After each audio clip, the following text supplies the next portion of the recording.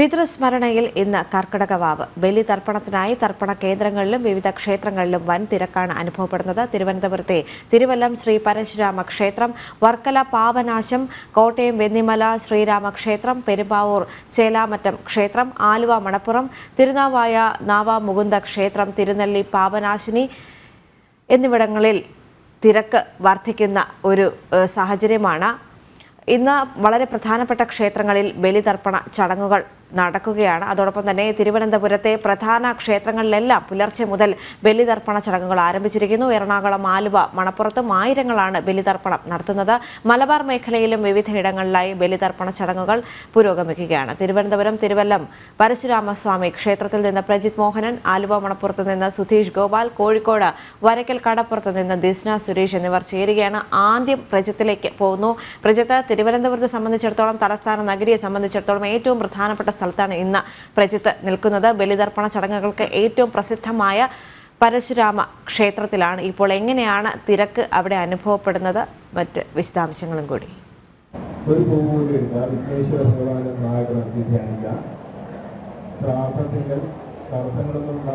തെക്കൻ കേരളത്തിലെ തന്നെ ഏറ്റവും പ്രധാനപ്പെട്ട ബലിതർപ്പണ കേന്ദ്രങ്ങളിലൊന്നാണ് തിരുവല്ലം ശ്രീ പരശുരാമസ്വാമി ക്ഷേത്രം. എന്തായാലും ഇപ്പോഴും ഇവിടെ ബലിതർപ്പണ ചടങ്ങുകൾ പുരോഗമിച്ചുകൊണ്ടിരിക്കുകയാണ്. ഏതാണ്ട് 9 ബലിതർപ്പണ കേന്ദ്രങ്ങളിലായി ഒരേ സമയം ഏതാണ്ട് 3500ഓളം പേരാണ് ഇവിടെ ബലിതർപ്പണം നടത്തുന്നത്. ഇപ്പോഴും ചടങ്ങുകൾ പുരോഗമിച്ചിരിക്കുന്നു. 25ഓളം പുരോഹിതന്മാരും 300ഓളം താൽക്കാലിക ജീവനക്കാരെയും ഒക്കെ അണിനിരത്തിയാണ് അതിവേഗം ഇവിടെ ചടങ്ങുകൾ പുരോഗമിച്ചുകൊണ്ടിരിക്കുന്നത്. എല്ലാ സജ്ജീകരണങ്ങളും സംവിധാനങ്ങളും ഒരുക്കിയിട്ടുണ്ട്. പണ്ട് വളരെ പഴയ ചരിത്രമുള്ള അല്ലെങ്കിൽ പഴയ ഐതിഹ്യ പ്രാധാന്യമൊക്കെ ഉള്ളൊരു സ്ഥലമാണ് തിരുവല്ലം ശ്രീ പരശുരാമസ്വാമി ക്ഷേത്രം എന്ന് പറയുന്നത്. അതിൻ്റെ ചരിത്രത്തിലും ഐതിഹ്യത്തിലുമെല്ലാം ബലിതർപ്പണ ചടങ്ങുകൾക്കൊക്കെ വലിയ പ്രാധാന്യമുണ്ട്. തിരുവല്ലത്തെ വില്യമംഗലം സ്വാമിയാർ പ്രതിഷ്ഠ നടത്തിയ ക്ഷേത്രത്തിൽ അച്ഛൻ്റെ ആഗ്രഹപ്രകാരം അമ്മയെ വധിച്ച പരശുരാമൻ പാപമോക്ഷത്തിനായി തിരുവല്ലത്ത് ബലിതർപ്പണം നടത്തിയിരുന്നൊരു വിശ്വാസമുണ്ട്. അങ്ങനെയാണ് ഇവിടെ എത്തുന്ന തീർത്ഥയാത്രക്കിടയിൽ ഇവിടെ തിരുവല്ലത്തെത്തിയ വില്യമംഗലം സ്വാമിയാർ ഇവിടെ പരശുരാമന്റെ സാന്നിധ്യം കണ്ടെത്തുകയും പിന്നീട് പ്രതിഷ്ഠ നടത്തുകയും ചെയ്യുന്നത്. അതോടൊപ്പം തന്നെ ആദിശങ്കരനും അമ്മയ്ക്ക് വേണ്ടി തിരുവല്ലത്ത് ബലിതർപ്പണം നടത്തിയിരുന്നു എന്നുള്ള ഒരു കഥയുണ്ട്. 12-13 നൂറ്റാണ്ടുകളിൽ സ്ഥാപിച്ച ക്ഷേത്രത്തിന് അത്രയധികം പഴക്കമുണ്ട്. ഇവിടെ കർക്കിടകവാവിന് ബലിയർപ്പിച്ചാൽ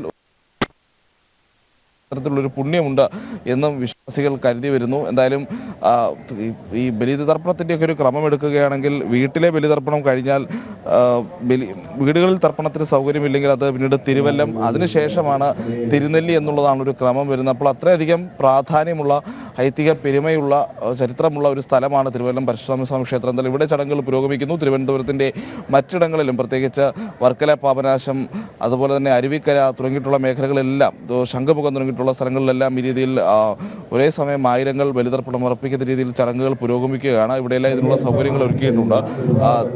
ശംഖുമുഖത്ത് ഏതാണ്ട് 2 ബലിതർപ്പണ സംവിധാനങ്ങളാണ് ഒരുക്കിയിട്ടുള്ളത്.